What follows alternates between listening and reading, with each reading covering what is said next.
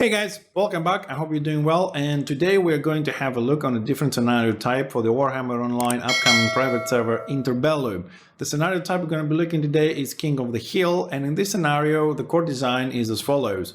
Kills grant 0 points. If less than half the faction's population is in the designated area, minus 10 points per kill.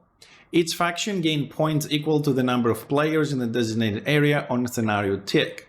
Players gain influence by being in the designated area.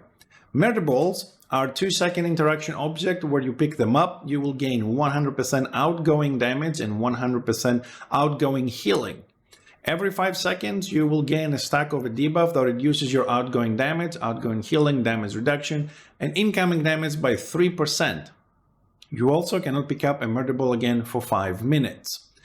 As in every scenario type we've seen so far for the Interbellum, here we have another dominated design in case one side is winning massively, and this design triggers under the following condition. Your faction has more than 200 points than the other team. The result of that is that the amount generated per player in area is increased by 300%. Now, if you're on the losing side and you want a fighting chance, the comeback design is also there. And the condition for that to trigger is that your faction has 150 less points than the other faction. That will result in a value from kills being increased by 300%. A secondary flag no longer deals damage to allied players when captured. And finally, we'll have a look now at what scenarios we're going to have in this type of mechanic, and we're going to have Blackfire Basin, which now is a 24 versus 24 scenario where the frozen lake in the center is the designated area everybody should be for influence and kills. The team will gain 1 point per person per tick. Now what that means is that if you kill somebody and there's 20 people in there, you get 20 points. That's how the ticks work on this one, if I'm not mistaken. The other scenario is going to be Calaton Woods, which is going to be a 6v6 scenario, where the old flag, if you remember the scenario, is pretty much in the middle of the map, a little bit to the right. The teams will gain 3 points per person per tick. If the comeback design is triggered for your faction, a murder ball spawns in the woods near your spawn, so you can easily pick it up without interruptions. And of course, we're also going to have Doomfist Crater, which is a 12 versus 12 scenario with both the top and bottom, the platforms being the designated area. So if you remember the scenario from the other version of the game, you can fight above on the platform and below in the water.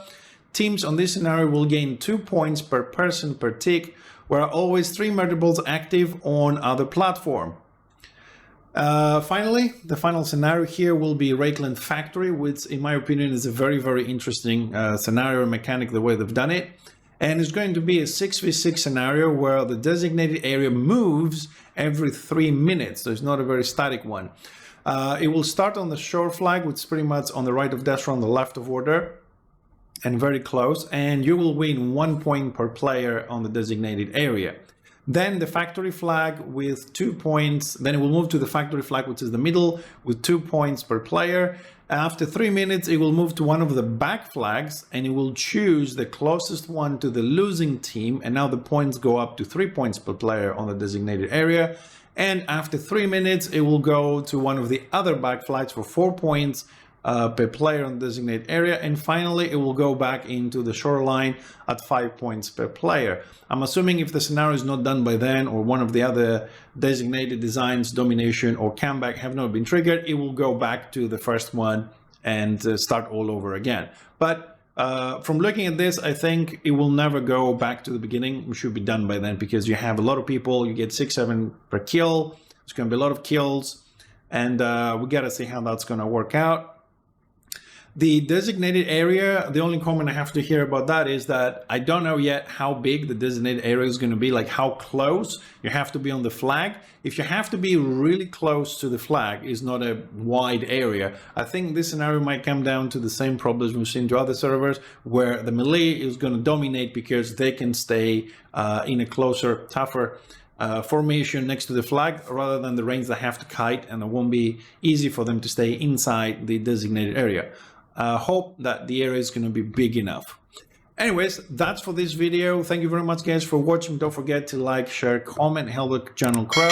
And I'll say one more time that if you like to receive these videos and the posts that are doing on our website to your email, join us on fixturetv.live, sign up for a free newsletter, and you can watch this on your own convenience and never miss one. Thanks again, and I'll see you on the next video.